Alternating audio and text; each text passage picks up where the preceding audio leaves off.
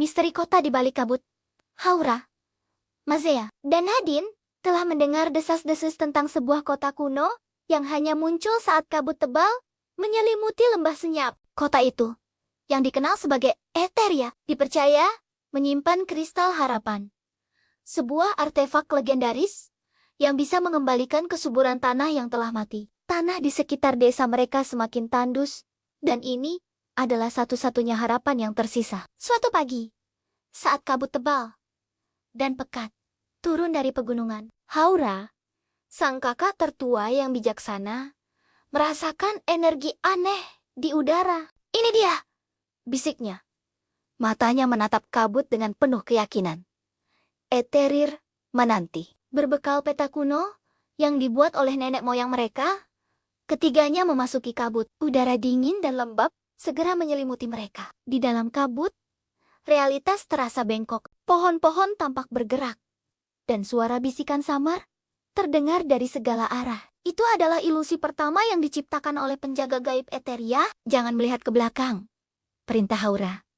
"Kabut akan menunjukkan apa yang kamu takuti." Mazea, yang berani dan lincah, mengambil posisi di depan, mengayunkan pedangnya sesekali untuk mengusir bayangan-bayangan yang menyerupai monster. Sementara itu, Nadine, si bungsu yang peka, merasakan energi positif dan negatif di sekitar mereka. Ia menuntun langkah mereka dengan indera keenamnya, menjauhkan mereka dari ilusi berbahaya. Setelah berjam-jam berjalan, kabut mulai menipis, dan sebuah gerbang batu besar perlahan muncul di hadapan mereka. Di sana, mereka disambut oleh seorang penjaga gaib, seorang pria tua dengan mata yang memancarkan cahaya bintang. "Kalian mencari Eteria. Buktikan kalian layak," ucapnya dengan suara yang bergema. Penjaga itu memberikan mereka teka-teki pertama. "Aku memiliki hutan tanpa pohon, kota tanpa rumah, dan sungai tanpa air. Aku apa?" Nadine tersenyum. "Peta," jawabnya dengan cepat. Penjaga itu mengangguk, terkejut dengan kecerdasan gadis itu. "Tepat sekali.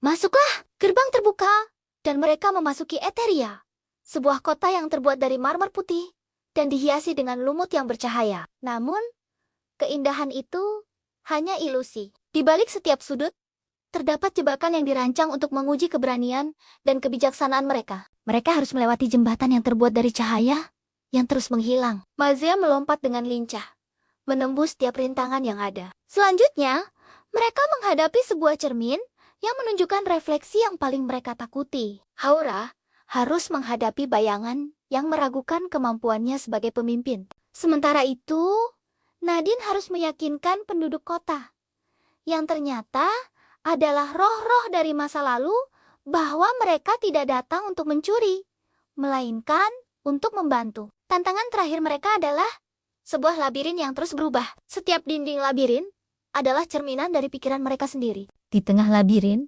mereka menemukan kristal harapan yang disimpan di dalam sebuah altar di bawah kubah kaca. Namun, seorang penjaga lain muncul, yaitu roh dari nenek moyang mereka sendiri yang bertugas menjaga kristal. "Untuk mendapatkan kristal ini," kata roh itu, "kalian harus membuktikan bahwa kalian adalah satu kesatuan, tanpa ada keraguan." Roh itu melepaskan serangan yang kuat, memisahkan Haura, Mazea, dan Nadine. Mereka harus kembali bersatu, menggunakan kekuatan gabungan mereka. Haura mengarahkan mereka untuk menemukan jalan keluar dari labirin. Mazea melindungi mereka dari serangan roh, dan Nadine menggunakan kekuatannya untuk menyembuhkan energi negatif di sekitarnya. Pada saat kritis, mereka bergandengan tangan, dan sebuah cahaya terang menyelimuti mereka, menunjukkan bahwa ikatan mereka tidak bisa dipatahkan. Roh penjaga itu tersenyum dan menghilang, meninggalkan kristal